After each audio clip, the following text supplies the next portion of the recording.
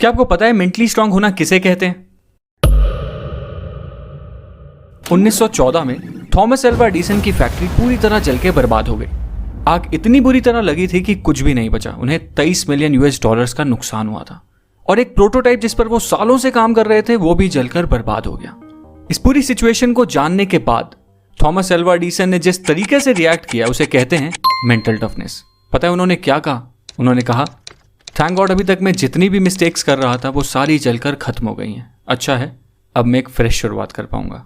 एक mentally tough इंसान की ये बहुत बड़ी क्वालिटी होती है कि वो बुरे से बुरे वक्त में भी अपने आप को संभालना जानता है और एक पॉजिटिव अप्रोच रखता है। पर फैक्ट तो यह है कि शुरुआत से ही कोई भी मेंटली स्ट्रांग नहीं होता। जैसे अच्छी डाइट और रेगुलर एक्सरसाइज आपको फिजिकली स्ट्रांग बना देती है, वैसे ही कुछ हैबिट्स होती हैं जो एक मेंटली वीक इंसान को भी मेंटली स्ट्रांग बना देती हैं। और आज इस वीडियो में हम मेंटली स्ट्रांग लोगों की कुछ हैबिट्स के बारे में बात करने वाले हैं। So let's start. पहली हैबिट है एम्ब्रेसिंग चेंज। ईगल इकलौता ऐसा पक्षी होता है जो 70 साल की उम्र तक जिंदा रह सकता है।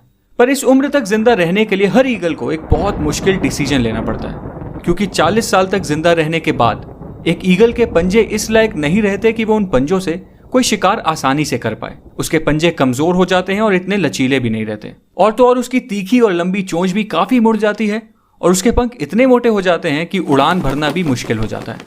और 40 साल की उम्र में यही वो टाइम होता है जब एक ईगल के पास सिर्फ 2 ही ऑप्शंस होते हैं। पहला, या तो वो इसी तरह मर जाए, दूसरा कि वो एक बहुत ही पेनफुल से चेंज के प्रोसेस को एक्सेप्ट कर ले।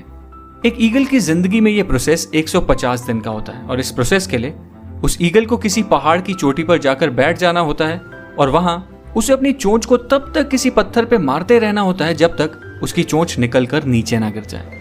और चोंच के अलग हो जाने के बाद एक ईगल फिर नई चोंच के उगने का इंतजार करती है। जब नई चोंच उग जाती है तो उस तीखी और मजबूत चोंच से फिर वो अपने पंजे उखाड़ देती है और फिर से नए पंजों के उगने का इंतजार करती है। जब उसके नुकीले से नए पंजे वापस आ जाते हैं तो फिर वो उन पंजों से अपने पुराने से मोटे पंख भी नोच लेती है ताकि नए और हल्के पंख उग पाए। और फाइनली इन बेहद दर्द भरे 150 दिनों के बाद एक ईगल अपनी नई जिंदगी की एक नई उड़ान भरती है एंड अपनी जिंदगी के बचे हुए 30 साल जीना शुरू करती है। मतलब सर्वाइवल के लिए और जिंदगी को जीने के लिए एक दर्द भरे चेंज को एक्सेप्ट करना ही पड़ता है। और याद रखो, जब बारिश होती है ना तो सारे पक्षी बचने का कोई ना कोई ठिकाना ढूंढते हैं, पर इकलौता ईगल ऐसा पक्षी होता है जो बारिश से बचने की कोशिश करने के बजाय बादलों के ऊपर उड़ने की औकात रखता है। इसलिए एक मेंटली स्ट्रांग इंसान भी हर मुश्किल चेंज को एम्ब्रेस करता है और उसे एक्सेप्ट करके उस चेन से गुजर कर खुद को मजबूत बनाता है, चेन से